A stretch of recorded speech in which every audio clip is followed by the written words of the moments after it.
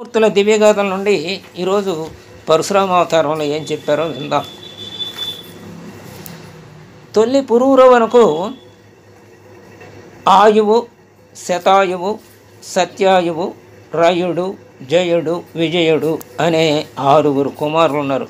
ఈ పురూరవునే చక్రవర్తి అని చెప్పుకుంటాం. షట్చక్రవర్తుల్లో చక్రవర్తి అన్నమాట. ఇది చంద్రవంశపు రాజులు వీళ్ళు. ఈ వంశంలోనే తర్వాత కుశుడు అనే ఆయన పుట్టాడు. ఇది పురూరవ చక్రవర్తి చంద్రవంశంలోనే తర్వాత ఇప్పుడు పుట్టాడు కుశుడు అని ఆయన.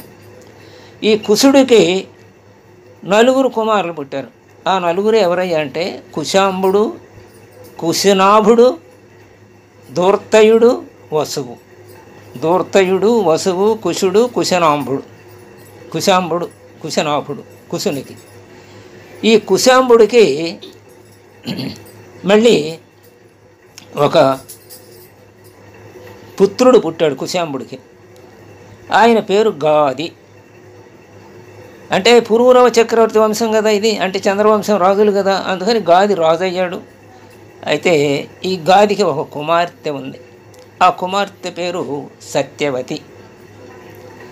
ఆమెకి యుక్త వయసు వచ్చింది. ఒక రోజున బృహ మహర్షి పుత్రుడైనటువంటి రుచిక మహర్షి వివాహం ఆడదలిచాడు. సాధారణంగా ఋషులు వివాహం వద్దనుకుంటారు, కానీ ఆ అవకాశం వచ్చినప్పుడు చేసుకుందాం అనుకున్నప్పుడు తగిన కన్య ఎక్కడుందో అని విచారిస్తారు. అంటే ఎక్కడుందో తెలుసుకోవడానికి ప్రయత్నిస్తారు. ఆ అన్వేషణలో ఈ రుచిక మహర్షికి గాది సత్యవతి అనే కూతురు ఉందని తెలిసింది. ఆయన అన్వేషణలో వచ్చాడు గాది దగ్గరికి. మీ కూతుర్ని నాకు ఇచ్చి పెళ్లి చేయండి అన్నాడు. మరి వచ్చినవాడు ఋషి కదా, తిరస్కరించలేడు కదా గబాలను. ఆయనేమో రాజు, ఈయనేమో ఋషి. ఆయనేమో భృగువంశుడు, ఈ గాది ఋషికుడు. భృగువంశ పుత్రుడు కదా, భృగువంశం పేరుతోనే ఆ వంశం చలామణింది భృగు తర్వాత. కాబట్టి ఆయన తప్పించుకోవడానికి ఏమన్నాడంటే గాదిరాజు, నాయన మీరు ఒక 1000 అశ్వాలని, తెల్లని శరీరం ఉండాలి, నల్లని చెవులు ఉండాలి, అలాంటి వాటిని ఒక 1000 అశ్వాలని కన్యాశుల్కంగా నాకు తనక తీసుకువచ్చి ఇస్తే నేను నా కూతురునిచ్చి మీకు వివాహం చేస్తాను అన్నాడు. ఇది సాధ్యమైంది నా విషయం. ఋషికుడికి కష్టం, తపస్సు చేస్తే కానీ అవ్వవు ఇట్లాంటి పనులు. లేకపోతే అంత మహానుభావుడి దగ్గరికి వెళితే కానీ అవ్వవు, ఏ చక్రవర్తి దగ్గరికో వెళితే. ఈయన ఏం చేశాడు, రుచికుడు ఊరుకోలా. సాధించగలడు కదా, ఋషి కదా, పట్టుదల గలవాడు కదా, అన్ని ఇంద్రియాలని జయించి తపస్సు చేయగలిగిన వాళ్ళకి అసాధ్యమే ఉండదు కదా. అందుకని ఏం చేశాడంటే వరుణదేవుడికి దగ్గరికి వెళ్ళాడు. వరుణదేవుడు ఈయన కోరిక ప్రకారం ఆ 1000 అశ్వాలని, గాది కోరినటువంటి అశ్వాలను ఇచ్చాడు. తీసుకువెళ్ళి గాదికి అప్పచెప్పాడు ఈ రుచిక మహర్షి. గాది తన కూతురునిచ్చి చక్కగా వివాహం చేశాడు. అలా రుచికుడు సత్యవతి దంపతులయ్యారు. ఈ గాదిగారు కన్యాకుబ్జానికి రాజుగా ఉండి పరిపాలిస్తున్నాడు అన్నమాట. రాజుగా విరాజిల్లాడు కూడా.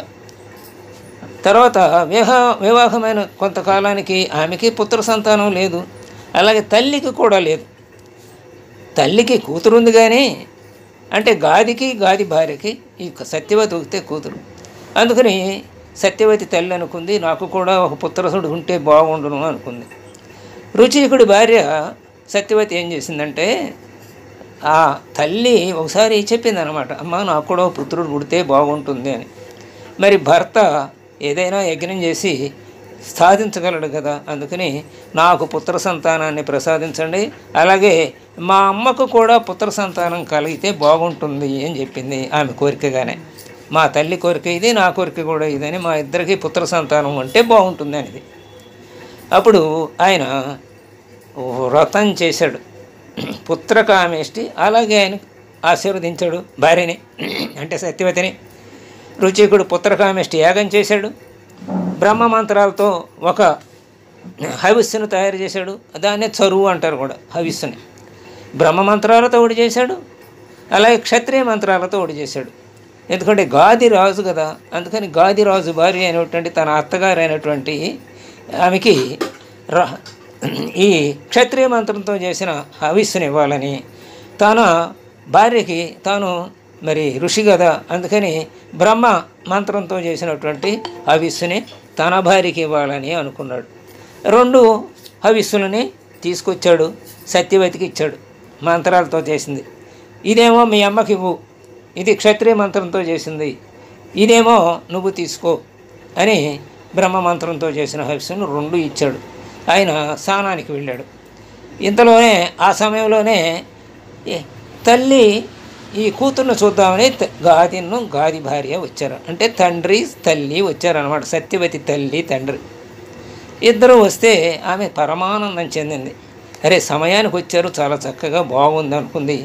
ఆ ఆనందంలో ఏం చేసిందంటే తను తీసుకోవలసినటువంటి బ్రహ్మ మంత్రంతో చేసిన హవిస్సునేమో తల్లికి ఇచ్చేసింది. తల్లి తీసుకోవాల్సినటువంటి క్షత్రియ మంత్రంతో చేసిన హవిస్సునేమో తాను తీసుకుంది, పొరపాటు పడింది. ఇంతలో ఆయన స్నానానికి వెళ్ళొచ్చిన ఋషికుడు అక్కడి నుంచి తిరిగి వచ్చాడు. విషయం ఆయనకి అర్థమైంది. అరే దివ్య దృష్టితో చూశాడు, అర్థమైంది పొరపాటు జరిగిందని. భార్య పైన కోపించాడు. నీకు క్రూరుడైన పుత్రుడు పుడతాడు అని చెప్పాడు. ఆమె కాళ్ళ వెళ్ళ పడింది. అప్పుడు నీకు సత్పుత్రుడే పుడతాడు, కానీ నీ మనవడు మాత్రం క్రూరుడవుతాడు అని చెప్పాడు.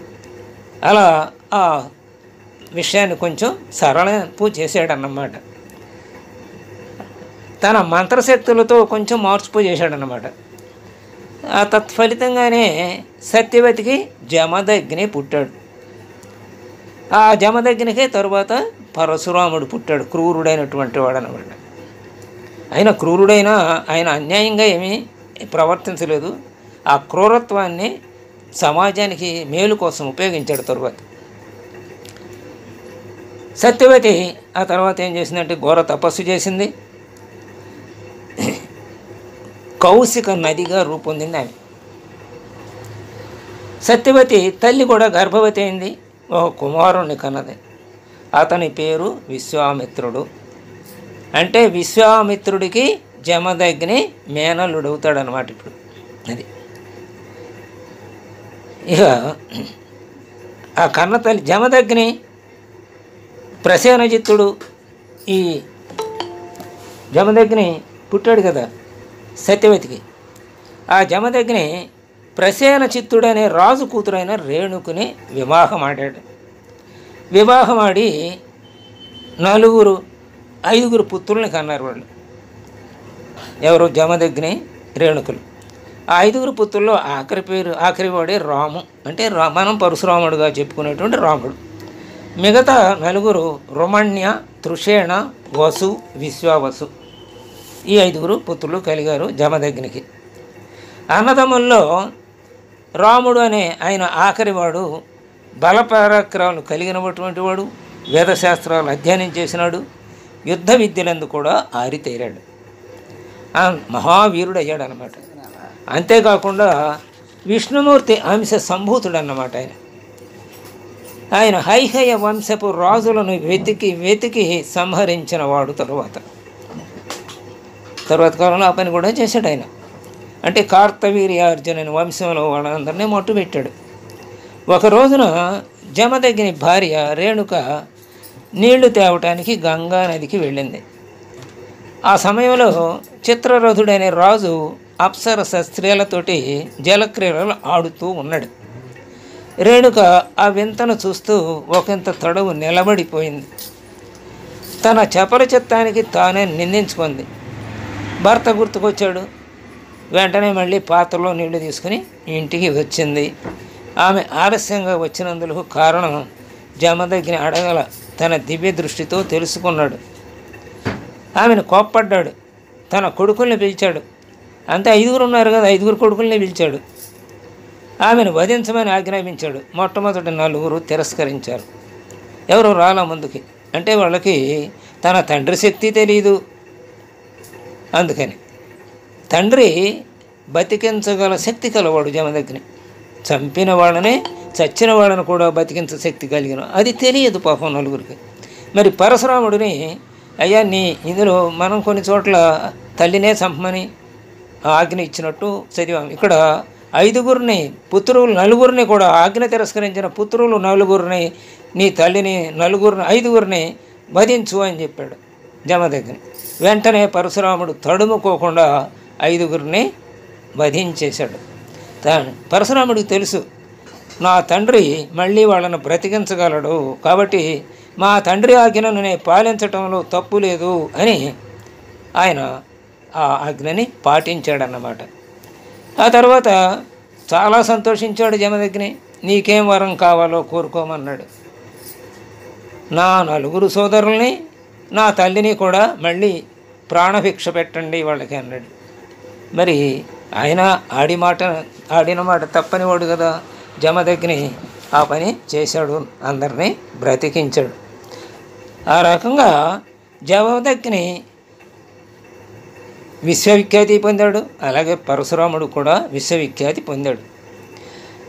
హైహై రాజులని ఇందాక చెప్పుకున్నాం కదా, కార్తవీర్యార్జునుడని, వాళ్ళని ధనుమాడాడని.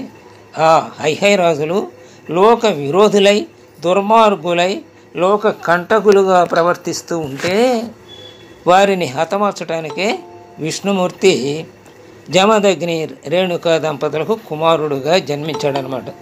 పరశురాముని పేరుతోటి లోక కంటకులైన రాజులందరినీ హతమార్చాడు.